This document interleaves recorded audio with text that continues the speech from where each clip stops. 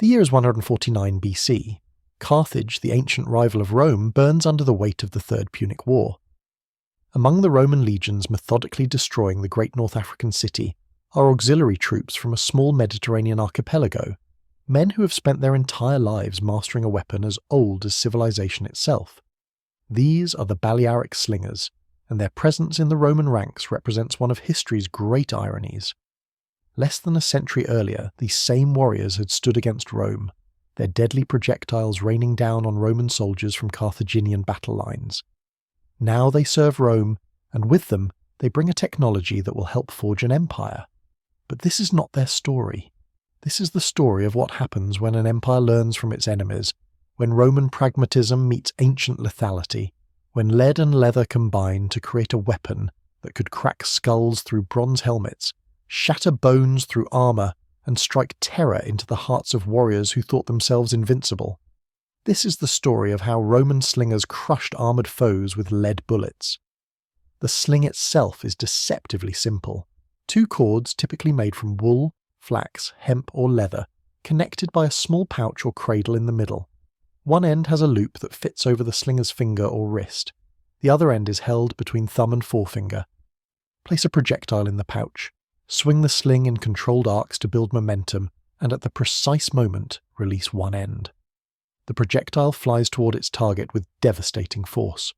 Simple in concept, but mastering the sling required years of dedicated practice starting in childhood. The earliest evidence of sling warfare dates back millennia. Modified stones that archaeologists believe were sling ammunition have been found in the Near East from the 6th millennium BC. The oldest surviving slings, radiocarbon dated to around 2500 BC, were recovered from archaeological sites on the coast of Peru.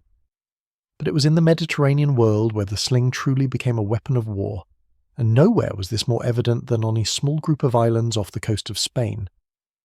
The Balearic Islands, Mallorca, Menorca, Ibiza, and Formentera became synonymous with slinging excellence. The Greek geographer Strabo wrote about their training methods with a mixture of admiration and horror. Children on these islands were not given their food unless they could first hit it with a sling. Mothers would hang bread or meat from trees, and sons could only eat if they knocked it down with a stone. This wasn't cruelty, it was survival. On resource-scarce islands where hunting and herding were essential, the sling was a tool of daily life long before it became a weapon of war. By the time they reached adulthood, Balearic slingers possessed skills that seemed almost supernatural to those who witnessed them.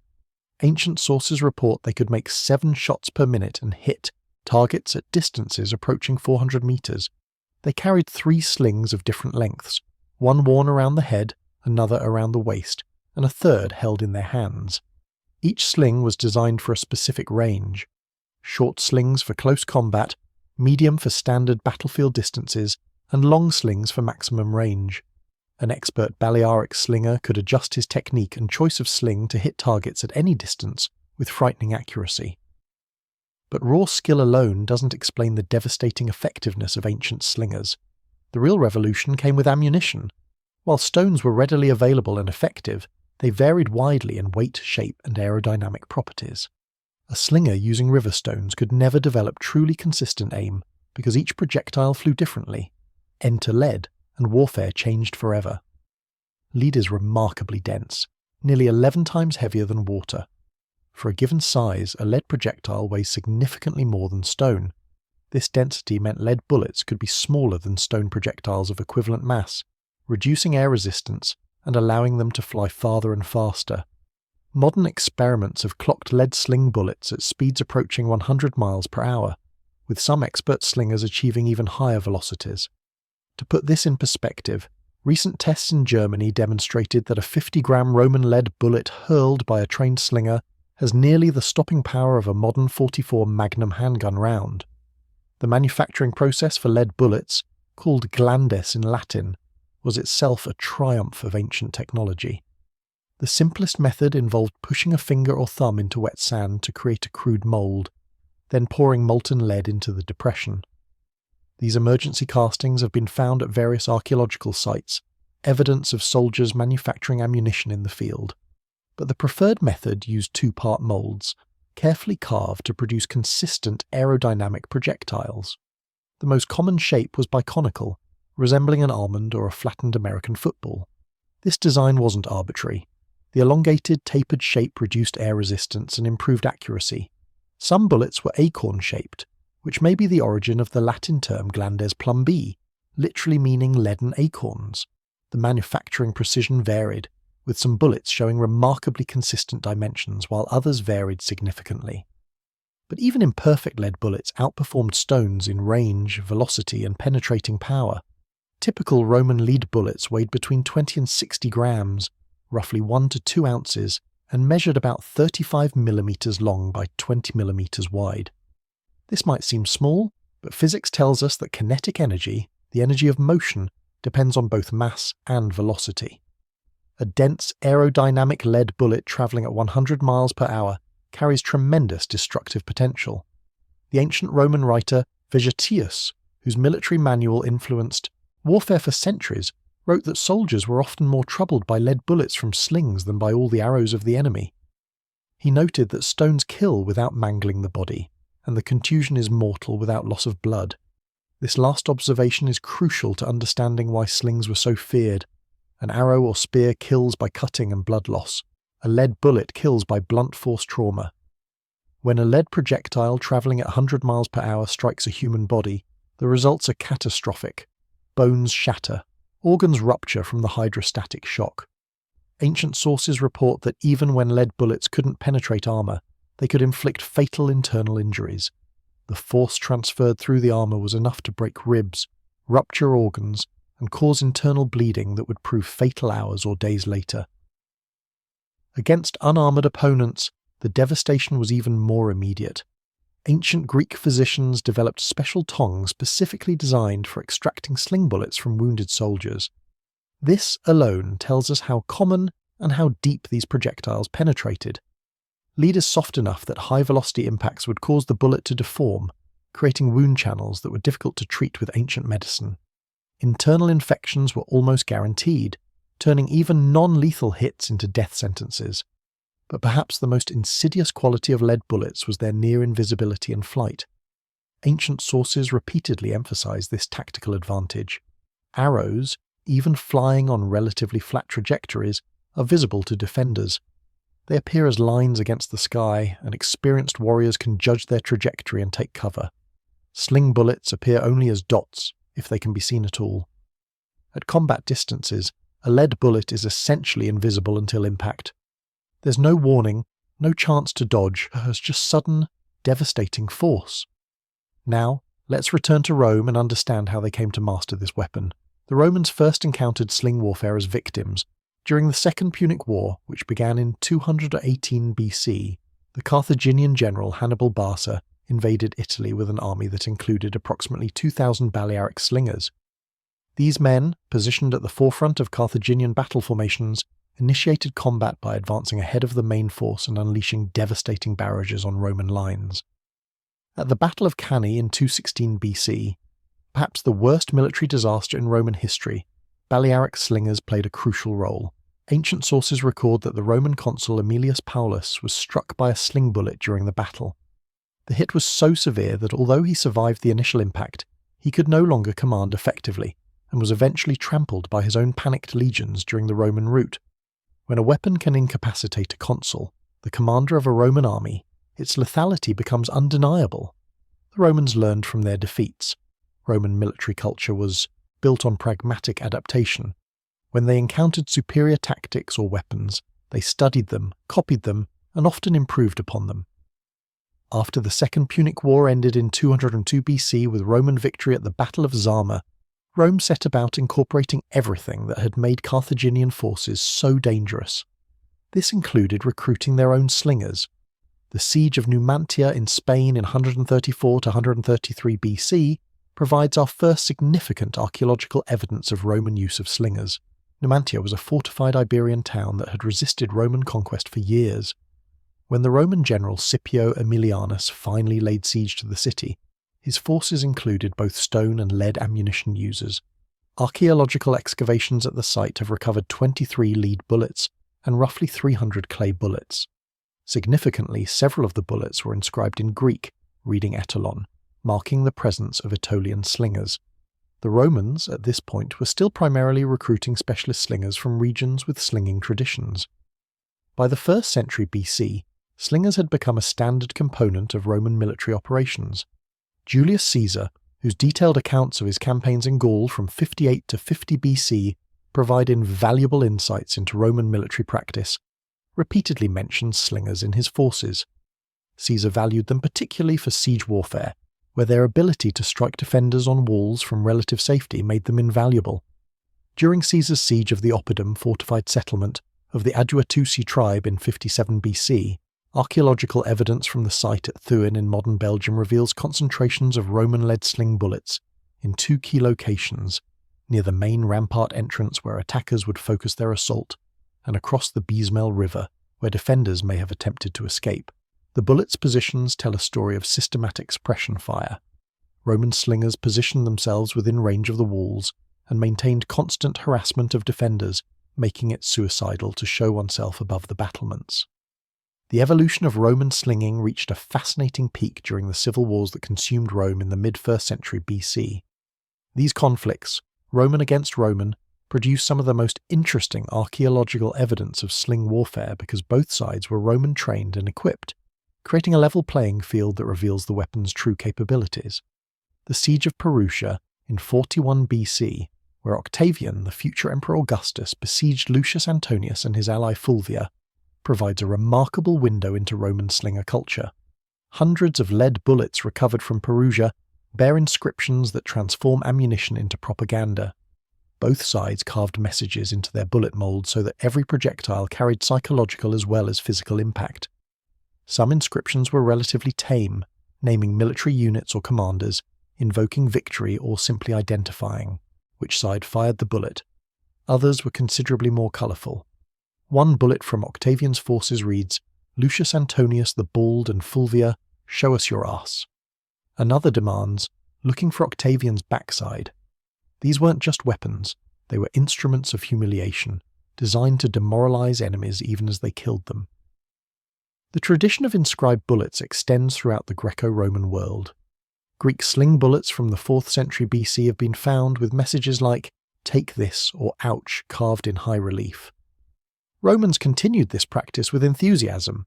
Bullets have been recovered bearing messages such as, "Here's a sugar plum for you, be lodged well, catch, this is for dessert, and crack your teeth." The psychological warfare aspect was clearly intentional. Imagine being a defender in a besieged city, knowing that somewhere out there, an enemy slinger has loaded a bullet specifically intended to kill you, and it carries a mocking message you'll never see because it will be buried in your flesh. But the siege of Perugia also reveals something else, the sheer scale of ammunition production and expenditure. Hundreds of bullets have been recovered, and these represent only a fraction of what was actually fired. Lead bullets weren't recovered and reused like arrows sometimes were. Once fired, they were lost in the earth, or embedded in bodies and structures. This meant Roman armies needed massive quantities of ammunition for sustained operations. The logistics of lead procurement and bullet manufacturing were significant. Lead had to be mined, transported, and melted. Molds had to be carved, often with inscriptions, then used repeatedly to produce hundreds or thousands of identical projectiles. This was industrial-scale military production, and it required organization, resources, and planning. The fact that Romans could sustain this level of ammunition production, even during civil wars, when resources were strained, demonstrates their commitment to slinger warfare. Let's examine a specific case that illustrates the devastating effectiveness of Roman sling tactics. The attack on Burnswalk Hill in southwestern Scotland, dated to the 2nd century AD, provides some of the most detailed archaeological evidence of Roman slinger assault we possess. Burnswalk was a hilltop fort occupied by native Scottish defenders. Below it, Romans constructed siege camps and prepared for an overwhelming assault that would serve both military and psychological purposes, demonstrating to other Scottish tribes what happened to those who resisted Rome. Archaeologists using metal detectors at Burnswalk have recovered over 400 lead sling bullets, along with thousands of additional hits suggesting many more remain buried. The bullets' distribution tells a tactical story. A concentration of ammunition lies along the southern rampart of the Scottish fort, directly above one of the Roman camps. This is exactly what we'd expect from a besieging force, maintaining suppressive fire. A second, smaller concentration appears to the north, possibly marking where defenders attempted to flee and were cut down. The distances involved are revealing.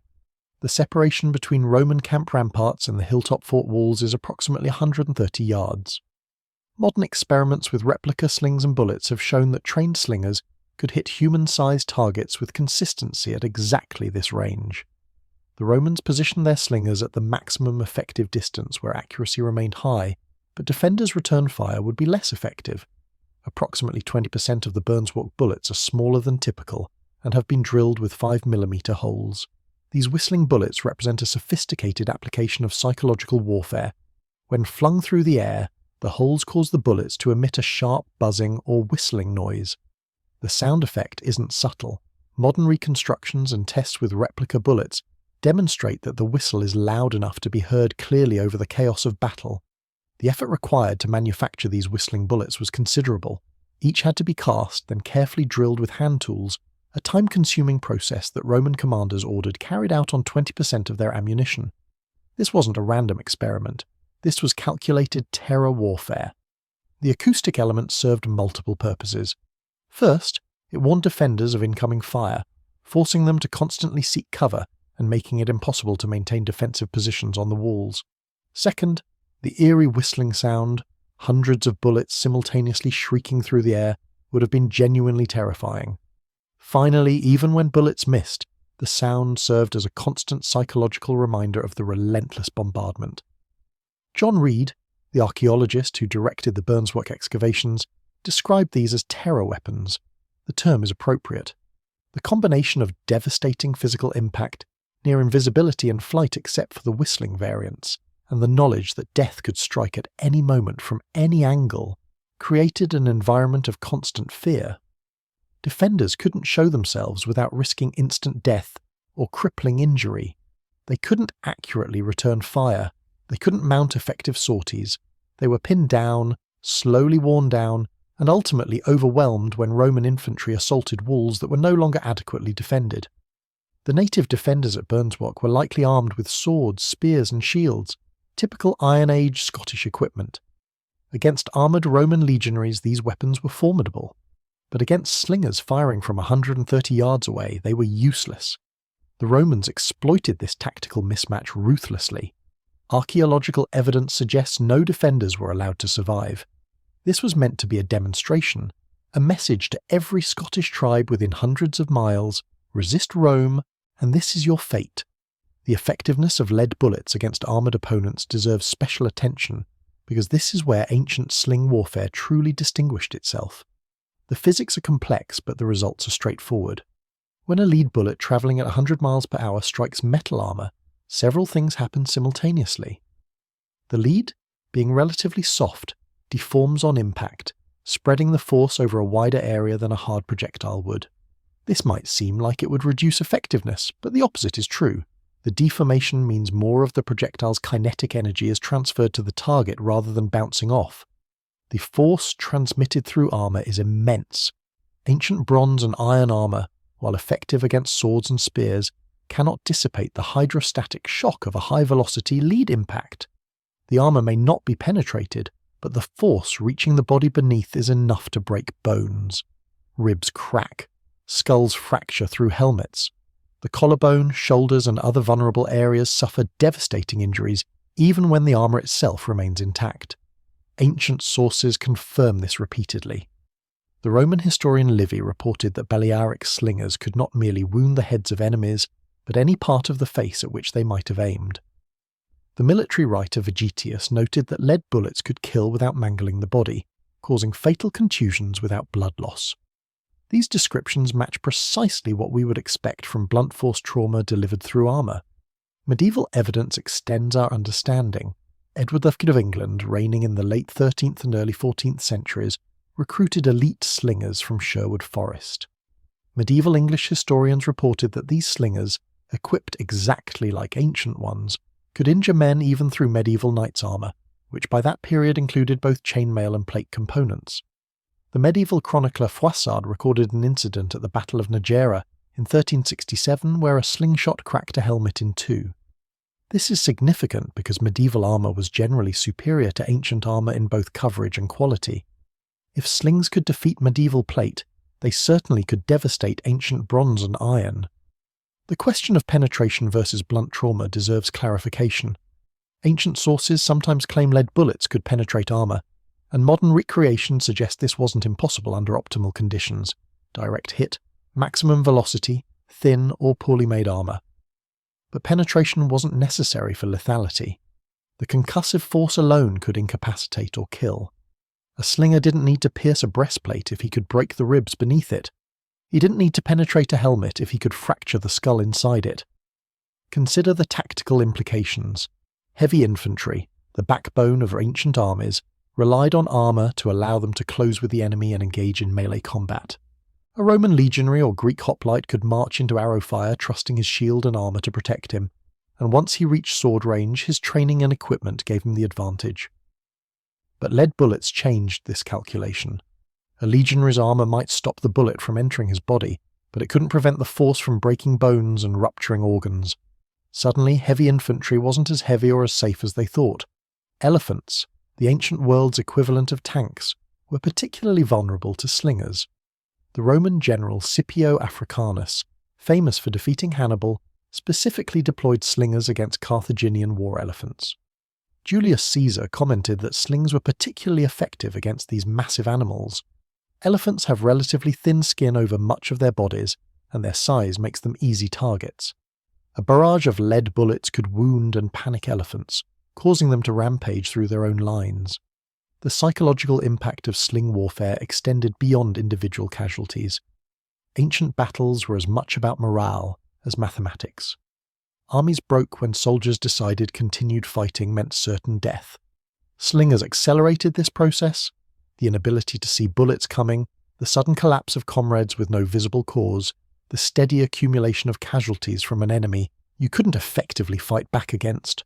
All of this eroded combat effectiveness faster than losses from conventional combat. Roman tactical doctrine evolved to incorporate slingers at every level of operations. In pitched battles, slingers deployed as skirmishers, light troops positioned ahead of the main battle line. Their role was to harass enemy formations, inflict casualties, and disrupt enemy cohesion before heavy infantry engaged. The typical pattern had slingers and archers advance, maintain fire as long as possible, then fall back through gaps in the heavy infantry lines when the enemy closed to melee range. In siege warfare, slingers became even more valuable. Defending a fortified position required showing yourself above the walls to observe attackers, fire missiles, and drop objects on anyone trying to scale the defences. Every time a defender exposed himself, slingers targeted him. The sustained harassment made competent defence nearly impossible. Combined with artillery engines like ballistae and catapults, slingers created a zone of death around fortifications that gradually stripped away defenders' ability to resist. Naval warfare, often overlooked in discussions of ancient combat, also featured slingers prominently. Ships carried slingers who targeted enemy crews, trying to thin their numbers before boarding actions. The confined spaces of ancient vessels meant that a few well-placed bullets could cause havoc. Marine slingers also targeted officers and ship pilots, whose deaths could disrupt enemy coordination. Archaeological evidence from shipwrecks includes lead bullets, among the cargo confirming their naval role. The recruitment and training of Roman slingers evolved significantly over time. Initially, as we've seen, Rome recruited specialist slingers from regions with established traditions: Balearic islanders, Aetolians, Rhodians, and others. These mercenaries brought their skills fully formed and simply needed to be integrated into Roman tactical systems. But relying entirely on foreign mercenaries had limitations. Their loyalty could be uncertain, their availability fluctuated, and their numbers were finite. Evidence suggests that by the late Republic and early Empire, Romans had begun training their own citizens in slinging. Vegetius, writing in the late 4th or early 5th century AD but drawing on earlier military traditions, explicitly states that recruits should be taught the art of throwing stones, both with the hand and with the sling. He emphasizes that this training should begin early, noting the Balearic practice of withholding food from children until they hit it with a sling. Archaeological evidence supports increasing Roman integration of slinging into standard military training. lead sling bullets have been found at legionary fortresses across the empire, suggesting that legionaries themselves may have been trained in slinging as a secondary skill. The Notitia Dignitatum, an administrative document from the late Roman Empire, lists a unit called the funditores, almost certainly a specialized slinging unit, indicating institutional recognition of slinging as a military specialty. This democratization of slinging knowledge had profound implications. It meant Roman armies could deploy slingers in virtually unlimited numbers, limited only by lead supply and training time.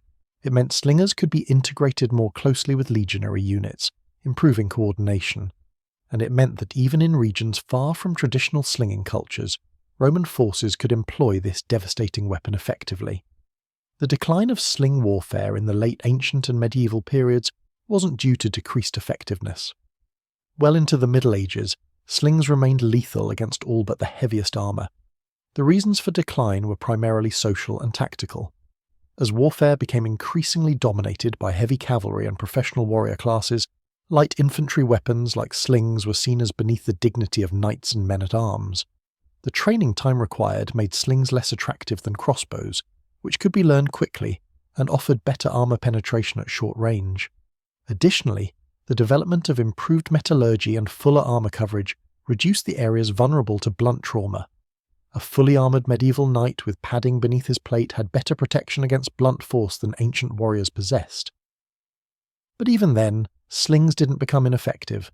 They simply became unfashionable, gradually fading from European battlefields while persisting in regions like Iberia, where practical effectiveness mattered more than martial prestige. The archaeological record of Roman sling warfare continues to expand. New finds at battle sites across the former empire constantly add to our understanding. Sites in Gaul, Britain, the Balkans, North Africa, and the Middle East yield lead bullets bearing unit inscriptions, commanders' names, and the occasional vulgar message. Each find adds detail to our picture of how Romans employed this ancient weapon. One fascinating aspect that emerges from this research is the standardization of bullets within specific units. Analysis of bullets from individual sites shows clusters of identical specimens, clearly cast from the same molds. This indicates systematic production at the unit level, with specific molds assigned to specific units. The logistics are impressive. An army preparing for a siege might produce tens of thousands of bullets in advance, casting them using portable furnaces, stockpiling them, and distributing them to slingers before battle. The lead itself came from mines across the Roman Empire. Spain, Britain, and the Balkans all had significant lead deposits that Romans exploited.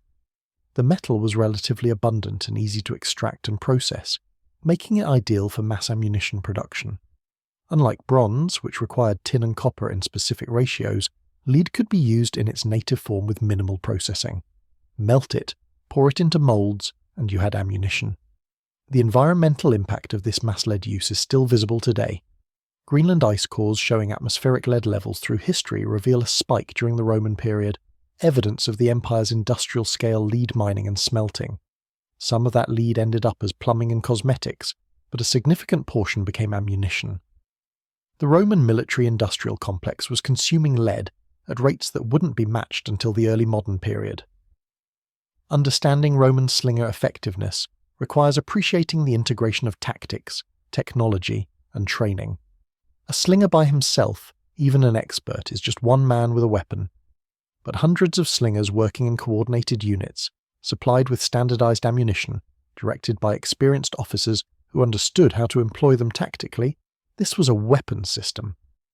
Romans didn't just adopt the sling, they systematized it, industrialized it, and deployed it with the organizational sophistication that characterized all Roman military operations. The lessons of Roman sling warfare extend beyond ancient history. They illustrate how supposedly primitive weapons, properly employed, can be devastatingly effective even against advanced opponents. They demonstrate the importance of logistics and production capacity in military success. They show how psychological warfare complements physical destruction, and they remind us that military innovation often comes from studying your enemies and adopting their best practices. When we look at the archaeological evidence scattered across Europe, North Africa, and the Middle East, those thousands of lead bullets resting in museum collections, we're seeing the physical remnants of a weapon system that helped build an empire. Each bullet represents a slinger's training, a craftsman's skill in casting, an officer's tactical planning, and often an enemy warrior's death or maiming. Collectively, they tell the story of how Rome took a simple shepherd's tool and transformed it into an instrument of conquest. The slingers themselves, whether Balearic mercenaries or Roman-trained auxiliaries, were specialists in calculated violence. Their training took years. Their physical conditioning had to be extraordinary. Swinging a loaded sling repeatedly while maintaining accuracy is genuinely exhausting. Their mental toughness had to allow them to stand within enemy missile range, exposed and vulnerable, while methodically loading and firing. These weren't warriors who sought glory in single combat. They were professionals who understood that systematic, sustained harassment could break enemy formations as surely as a frontal assault. The lead bullets they fired might seem like simple chunks of metal, but they represented sophisticated engineering. The biconical shape wasn't arbitrary. The weight distribution was carefully designed. The surface finish mattered for aerodynamics. Every aspect of bullet design was optimized through generations of trial and error to maximize range, accuracy, and lethality. When a Roman slinger reached into his ammunition bag and selected a bullet, he was handling a projectile as refined and purpose-built as any modern ammunition. As Rome's power waned in the 4th and 5th centuries AD, slinger units remained part of the military establishment, but their prominence decreased. The reasons were complex. Barbarian invasions emphasized cavalry mobility over set-piece battles where slingers excelled. The breakdown of industrial production capacity made mass bullet manufacture difficult, and changing military culture favored different weapons and tactics. But the knowledge didn't disappear entirely. Medieval armies occasionally employed slingers. References to their effectiveness appear in chronicles and military manuals through the Middle Ages. In the modern era, the sling has become a historical curiosity, practiced by reenactors and experimentalists but absent from actual warfare. Yet the principles that made it effective remain relevant. Precision engineering, intensive training, mass production, combined arms tactics, psychological warfare, these are still the foundations of military effectiveness. Roman slingers crushing armoured foes with lead bullets weren't performing magic. They were executing a well-developed military system with professional competence. The archaeological sites where we find evidence of slinger activity are often places of terrible violence. Burnswalk Hill, where Scottish defenders died under a hail of whistling bullets. Perugia, where Romans besieged Romans with mocking messages cast in lead. Numantia, where Spanish resistance was ground down under sustained bombardment. These places remind us that military history is ultimately about human beings inflicting death on other human beings, and that the weapons and tactics we study had very real consequences for very real people. Yet there's also something oddly compelling about the sling's role in history. It was a weapon that favoured skill over strength, training over natural ability, organisation over individual prowess. A boy from the Balearic Islands, properly trained, could bring down a heavily armoured warrior. A Roman auxiliary, equipped with standardised bullets and integrated into a professional army, could dominate battlefields alongside the famous legionaries. The sling was in many ways a democratic weapon, available to anyone willing to invest the training time, and in Roman hands it became an instrument of empire. The lead bullets still occasionally turning up at ancient sites across the Mediterranean world and Europe are messengers from the past. They speak of military innovation, industrial production, tactical sophistication, and the brutal realities of ancient warfare. They remind us that Rome's success wasn't just about superior heavy infantry, or better logistics, or more resources, though all those mattered. It was also about the willingness to adopt any weapon, any tactic, any technology that offered an advantage, regardless of its origins. When Roman commanders watched Balearic slingers devastate their troops during the Punic Wars, they didn't rage against the unfairness or cling to traditional weapons out of pride. They studied what made the enemy effective, recruited or trained their own slingers, mass-produced ammunition, developed tactics to maximize effectiveness, and deployed this system across an empire. That pragmatism, that ruthless focus on what works regardless of tradition, was as much a Roman weapon as the sling itself. The story of how Roman slingers crushed armoured foes with lead bullets is ultimately a story about adaptation, innovation, and the industrial application of ancient technology.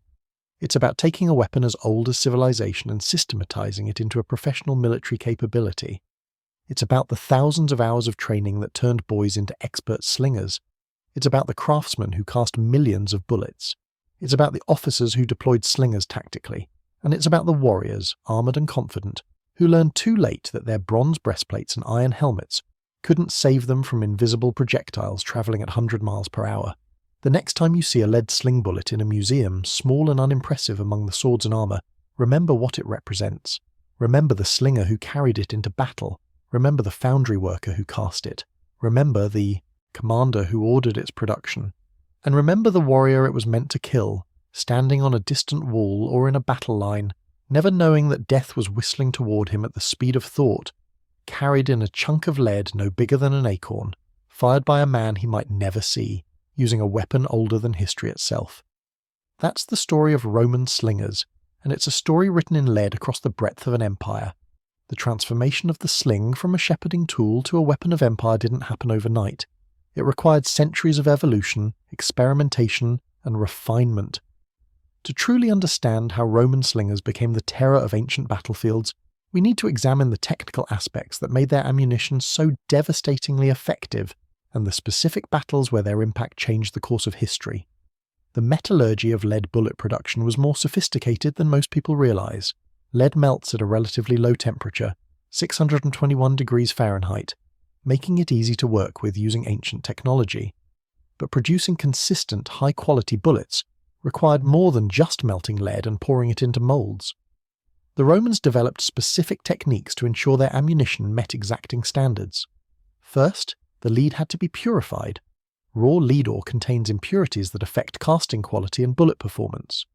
Roman smelters learned to heat lead repeatedly, skimming off slag and impurities until they achieved relatively pure metal. This purification process was crucial because impurities could create weak points in bullets that would cause them to shatter on impact rather than deform properly. The mould-making process was an art form in itself. Most moulds were carved from stone, typically limestone or sandstone, though bronze moulds have also been found. A skilled craftsman would carve the negative space for the bullet shape, ensuring smooth surfaces and precise dimensions. Two-part moulds, hinged or held together during casting, allowed for more complex shapes and better surface finish. The best moulds could produce hundreds of identical bullets before wearing out. Temperature control during casting was critical.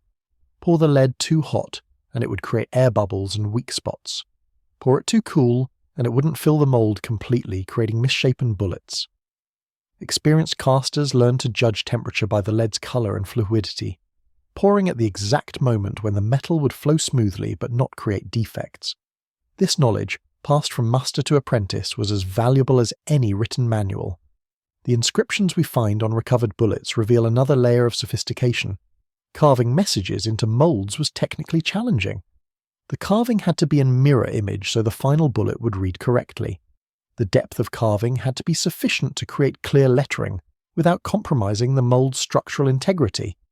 And the time required to carve elaborate messages meant moulds were expensive to produce. Yet Romans considered the effort worthwhile, understanding that psychological warfare was as important as physical destruction. Some inscriptions were standardized military designations. Bullets marked with legion numbers or unit names served an administrative purpose, allowing commanders to track ammunition expenditure and hold units accountable for their shooting. Other inscriptions were motivational, invoking gods of war or promising victory. And then there were the personal messages, the insults and threats that transformed each bullet into an individual expression of contempt for the enemy. The variety of bullet types found at archaeological sites suggests Roman slingers adapted their ammunition to specific tactical situations. Standard military bullets weighed 30 to 50 grams and measured approximately 35 millimeters long. These represented the optimal balance of range, velocity, and terminal effectiveness for general combat use. But variations existed for specialized purposes. Lighter bullets, 20 to 30 grams, traded terminal impact for increased range. These were ideal for harassing enemies at maximum distance or for use by less physically strong slingers. They required less energy to accelerate to useful velocities, meaning slingers could maintain higher rates of fire over extended periods without exhausting themselves. Heavier bullets, 50 to 60 grams or more, sacrificed range for devastating close-range impact. When Romans needed to suppress defenders on fortress walls or break up tight infantry formations at shorter distances, These massive projectiles delivered bone-crushing force. Some examples recovered from siege sites weigh over 100 grams, true sledgehammers of lead meant to smash through defences. The whistling bullets found at sites like Burnswalk represent a category of their own. Manufacturing them required casting a standard bullet, then carefully drilling one or more holes through it without shattering the soft lead. The holes had to be positioned precisely to create the desired acoustic effect without compromising aerodynamics or structural integrity.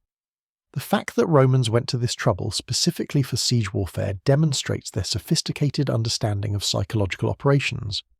Now let's examine specific military engagements where documentary evidence and archaeological findings combine to show Roman slingers in action. The siege of Alesia in 52 BC stands as one of the most thoroughly documented ancient military operations, and slingers played a crucial role that often gets overshadowed by the siege's dramatic circumstances. Alesia was the fortress where the Gallic chieftain Vercingetorix made his final stand against Julius Caesar. The Gallic leader commanded approximately 80,000 warriors within the fortified oppidum on Mount Auxois, while Caesar's forces, numbering around 60,000, surrounded them with elaborate siege works. Caesar's commentaries describe the siege in detail, and modern archaeological excavations have confirmed much of his account, while adding evidence of slinger involvement. Caesar's engineering feat at Alesia was unprecedented.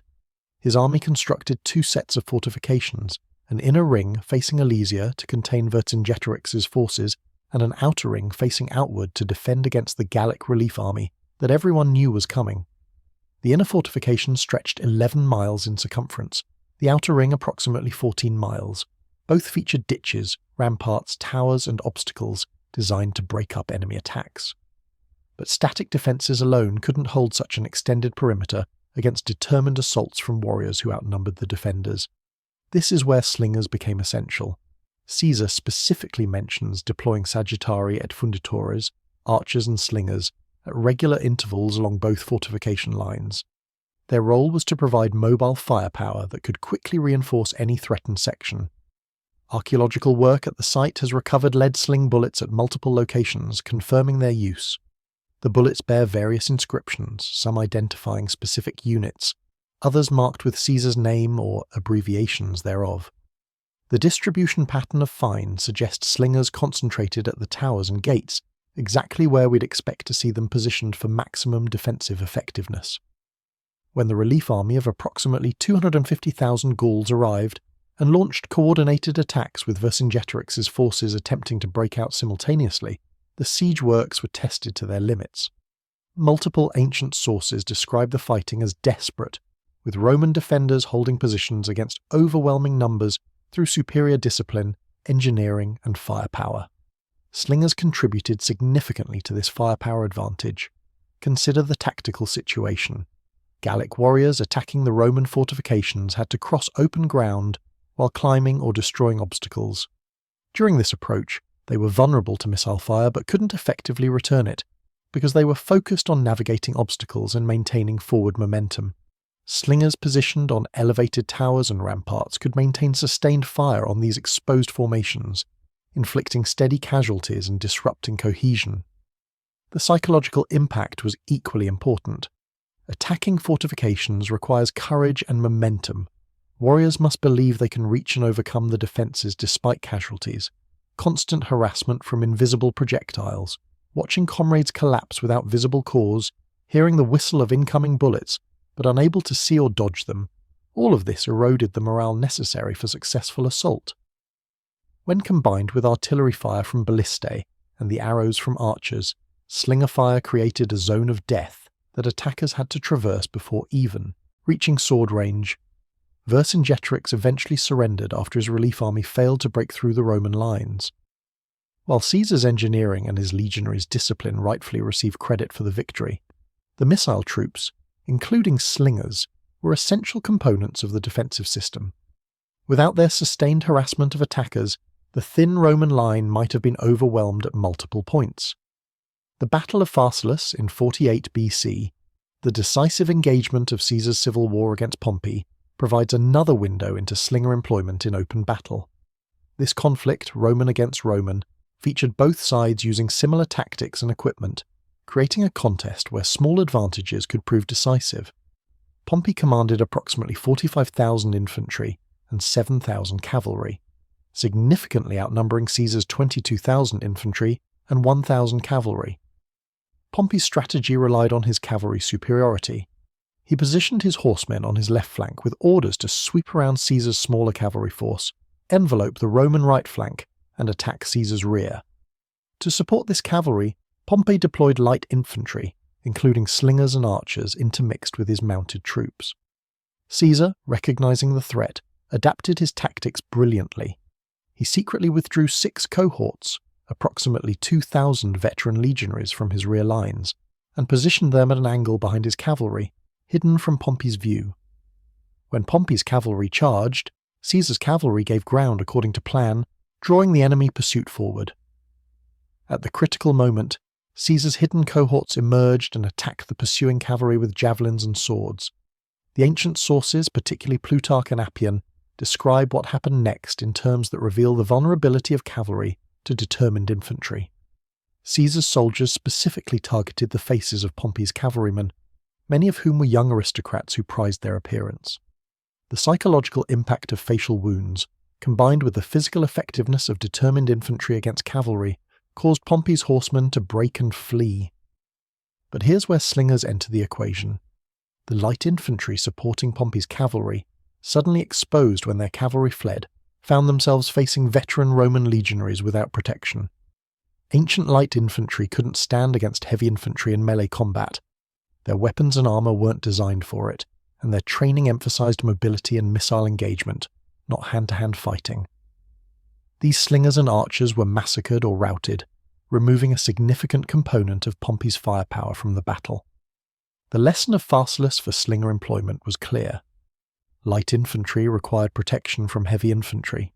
Slingers were devastatingly effective against certain targets, fortifications, exposed infantry, disrupted formations, but they were vulnerable in direct combat against armoured soldiers. Successful deployment required careful integration with other troop types and constant awareness of tactical positioning. The Jewish revolt of 66 to 73 AD provides fascinating evidence of slinger use in asymmetric warfare. The Jewish historian Josephus, who participated in the revolt before defecting to Rome, provides detailed accounts of siege operations where both sides employed slingers. His descriptions, combined with archaeological evidence from sites like Masada and Gamala, reveal how slingers functioned in the context of Rome's most challenging first-century military operations. At the siege of Jotapata in 67 AD, Josephus commanded the Jewish defence and describes the difficulties his forces faced against Roman missile troops. He reports that Roman slingers and archers maintained such intense fire that Jewish defenders couldn't show themselves on the walls without being targeted immediately. The Romans deployed specialists who could strike specific body parts, aiming for faces, hands, or any exposed flesh. This wasn't exaggeration for literary effect. It reflected the genuine skill level of professional Roman and auxiliary slingers. Josephus also describes an interesting tactical adaptation by the Jewish defenders. They constructed protective screens made of woven materials that could catch projectiles without being destroyed. These screens, positioned on walls and towers, allowed defenders to observe and return fire while having some protection against the constant missile harassment. The success of these screens forced Romans to adjust their tactics, concentrating fire at specific points to overwhelm local defences before launching assaults. At Masada, the final holdout of Jewish resistance, archaeological excavations have recovered numerous Roman-lead sling bullets, along with thousands of stone projectiles that were likely used by both sides. The distribution of finds reveals tactical patterns. Roman bullets concentrate along the siege ramp construction, suggesting slingers provided covering fire for the engineers and labourers building the approach. Jewish stone ammunition appears throughout the fortress, evidence of defenders' desperate attempts to disrupt Roman operations. The stones used by Jewish slingers were collected from the surrounding desert environment. They show less uniformity than Roman-lead bullets, varying significantly in weight and shape. This variability would have affected accuracy and required slingers to constantly adjust their technique for each shot. The Roman ammunition, by contrast, was standardized and manufactured specifically for military use. This difference in ammunition quality reflected the broader disparity in resources between the rebels and the imperial forces besieging them. Hadrian's Wall in northern Britain constructed beginning in 122 AD to mark the northern boundary of Roman control, provides extensive archaeological evidence of slinger presence in garrison forces. Excavations at forts along the wall have recovered lead bullets bearing unit designations, suggesting that slinger detachments were standard components of the garrison structure. The wall faced persistent low-level conflict with northern tribes who raided Roman territory. Slingers would have been valuable for responding to these raids and for suppressing hostile forces during Roman punitive expeditions. The terrain of northern Britain, often hilly and broken, favoured light infantry warfare over heavy infantry battles. Slingers could operate effectively in this environment, harassing enemy formations in terrain where legionary heavy infantry struggled. One particularly interesting find from a Hadrian's Wall fort consists of stone sling bullets that have been shaped and smoothed by human hands rather than simply collected. This suggests garrison troops were manufacturing ammunition from local stone when lead wasn't available, or when they needed to supplement their supply.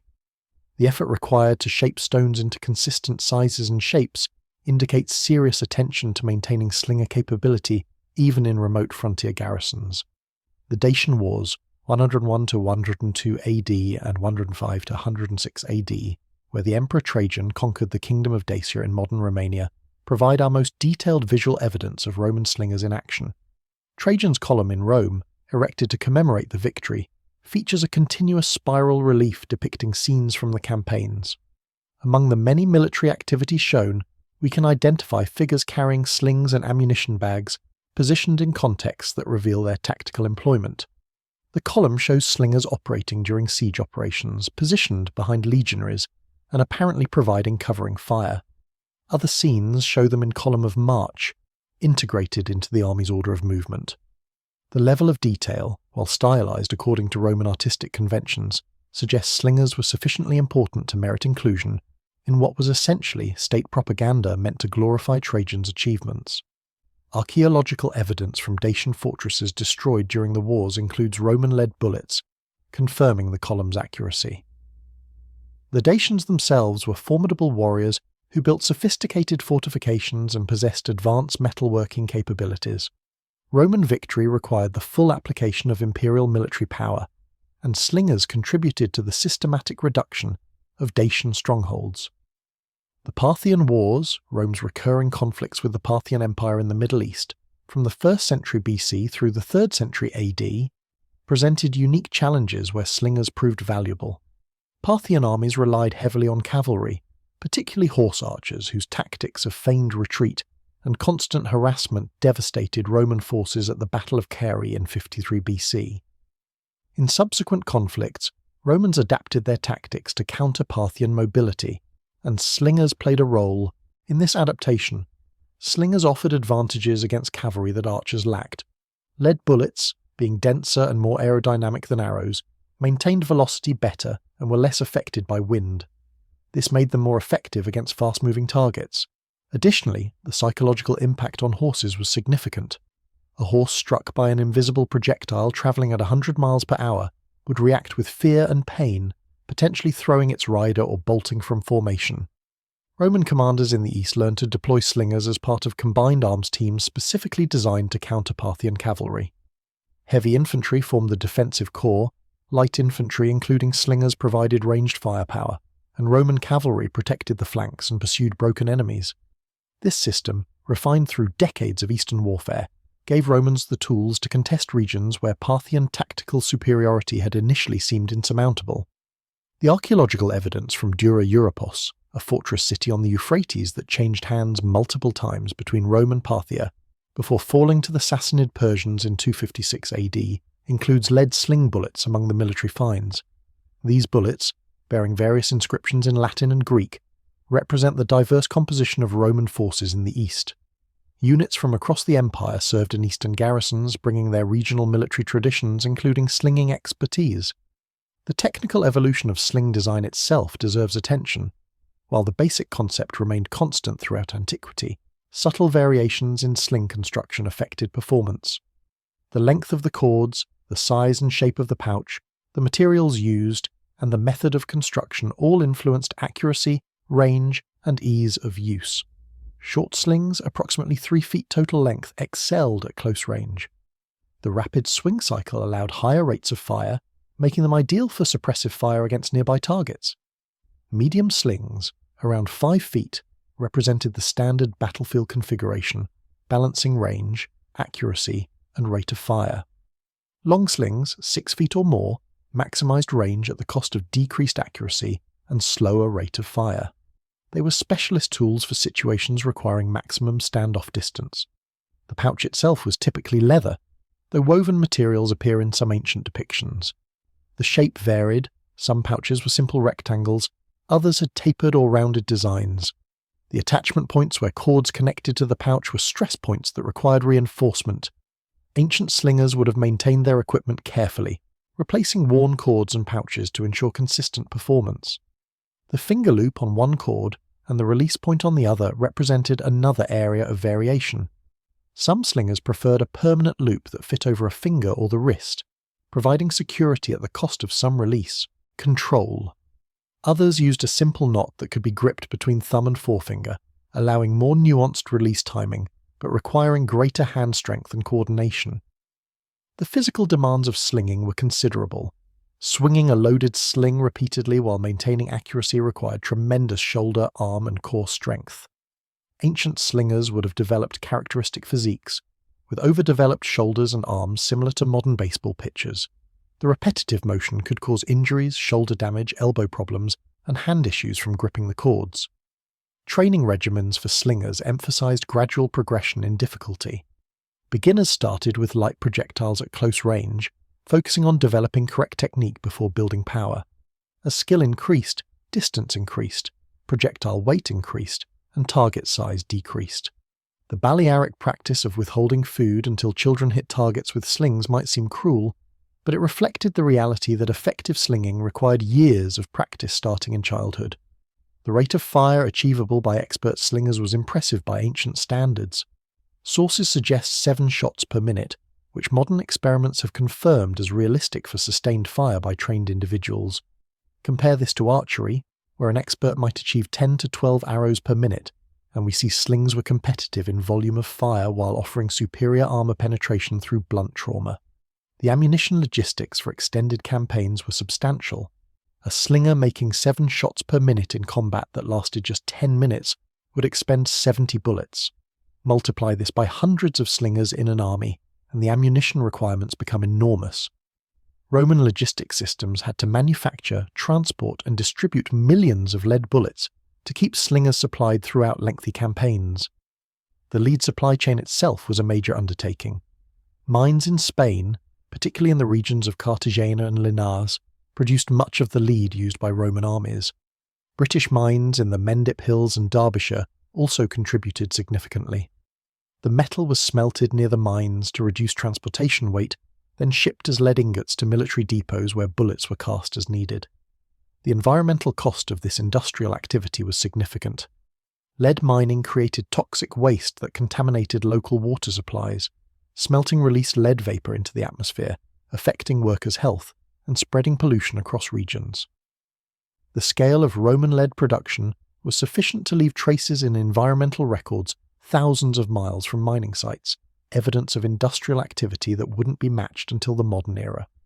The social status of slingers within Roman military hierarchy deserves consideration. Unlike legionaries, who were Roman citizens serving in heavy infantry, most slingers were auxiliaries, non-citizens recruited from provinces and allied territories. Their pay was lower than legionaries. Their equipment was simpler and less expensive.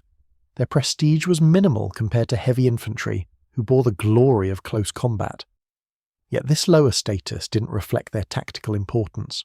Commanders understood that slingers performed essential functions that legionaries couldn't match. The specialized skills required for effective slinging, skills that took years to develop, meant experienced slingers were valuable assets not easily replaced. Units with reputations for exceptional accuracy or discipline could command premium recruitment bonuses and better conditions. Some slingers achieved individual fame. Ancient sources occasionally mention slingers by name when describing remarkable feats of accuracy or courage. These individuals were exceptions, but their mention in sources that typically ignored common soldiers suggests that extraordinary skill could overcome the lower social status associated with auxiliary light infantry. The integration of slingers into combined arms tactics represented sophisticated military thinking. Roman commanders understood that different troop types possessed different capabilities and vulnerabilities. Success required deploying each type in situations where their strengths were maximized and their weaknesses were protected. Slingers working alongside archers, heavy infantry and cavalry created a flexible force capable of adapting to varied tactical situations. Against fortifications, slingers suppressed defenders while siege engines battered walls and legionaries prepared assaults. In open battle, they harassed enemy formations, disrupting cohesion before heavy infantry engaged. During pursuits, they inflicted casualties on retreating enemies. In defensive positions, they provided ranged firepower against attackers. This versatility made them valuable in virtually all operational contexts. The medical implications of lead bullet wounds were uniformly grim by ancient standards. Blunt trauma injuries caused internal bleeding, organ damage, and broken bones that were difficult or impossible to treat effectively with ancient medicine. Even when victims survived the initial wound, infections were almost inevitable. The lead itself added another danger. Lead poisoning from fragments left in the body could cause long-term health effects. Ancient physicians developed extraction techniques for embedded projectiles, but removing lead bullets was particularly challenging. The soft metal deformed on impact, making it difficult to grasp with instruments. Fragments often scattered through tissue, impossible to locate without modern imaging. Many wounded soldiers simply lived with bullets in their bodies, dealing with chronic pain and lead toxicity until infection or other complications killed them. The psychological trauma of warfare involving slingers shouldn't be underestimated. Modern understanding of post-traumatic stress disorder helps us appreciate what ancient soldiers experienced. The constant threat of invisible projectiles, the sudden collapse of comrades, the helplessness of being unable to see or dodge incoming fire, all of this created mental stress that affected combat effectiveness even among unwounded troops. Ancient sources occasionally reference the psychological state of soldiers under sustained missile fire.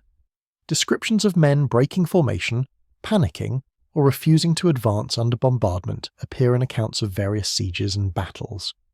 While ancient writers lacked modern psychological vocabulary, they understood that mental state affected military performance and that sustained harassment could break units without inflicting casualties sufficient to destroy them physically. The decline of professional slinging in late antiquity occurred gradually over several centuries. As the Roman military system evolved in the 3rd and 4th centuries AD, the composition of forces changed. Heavy cavalry became more important. Professional standing armies gave way to more diverse military structures, mixing field armies, frontier garrisons, and barbarian federati. In this changing landscape, traditional auxiliary specializations like slinging became less prominent. The economic factors also mattered. Maintaining specialized slinger units required resources for recruitment, training, equipment, and ammunition that increasingly stretched imperial budgets. Crossbows offered an alternative that required less training time, while providing good armor penetration at short range. The trade-off, slower rate of fire and shorter effective range, seemed acceptable given the reduced training investment. Yet slings never completely disappeared from European warfare. References to their use appear sporadically through the medieval period. The fact that military writers like Vegetius continued to recommend slinging training suggests at least theoretical recognition of its value. And in regions like Iberia and the Balearic Islands, slinging traditions persisted continuously from ancient times through the medieval period and beyond. The rediscovery of Roman slinging techniques through modern experimental archaeology has revealed just how formidable these weapons were. Reenactors and researchers who have invested years in learning to sling effectively report that ancient sources, often dismissed as exaggeration, actually understated performance. Skilled modern slingers can achieve accuracy and range that matches or exceeds ancient claims, confirming that well-trained ancient specialists would have been genuinely devastating on the battlefield. The science of understanding ancient projectile weapons has advanced significantly with modern technology. Ballistic gel testing reveals wound profiles, high-speed cameras capture sling dynamics, computer modeling simulates trajectories and impact forces. This research confirms what ancient warriors knew from brutal experience, that lead bullets fired from slings were lethal weapons capable of defeating the best armor of their time. When we examine the totality of evidence, documentary sources, archaeological finds, experimental reconstructions and theoretical analysis, a clear picture emerges. Roman slingers represented a highly effective weapon system that contributed significantly to Roman military success. They weren't the most prestigious troops, they didn't receive the historical attention of legionaries, and they often came from marginalised populations. But they were essential components of Roman military power, and their lead bullets helped build and maintain an empire that dominated the ancient world for centuries. The story of how Roman slingers crushed armoured foes with lead bullets is ultimately about the application of focused violence in service of imperial ambitions. It's about young men training for years to master an ancient skill. It's about craftsmen casting millions of bullets. It's about commanders integrating specialised troops into combined arms tactics. And it's about the warriors on the receiving end discovering too late that their expensive armour couldn't save them from an invisible projectile weighing less than 2 ounces, but carrying the force of empire behind it.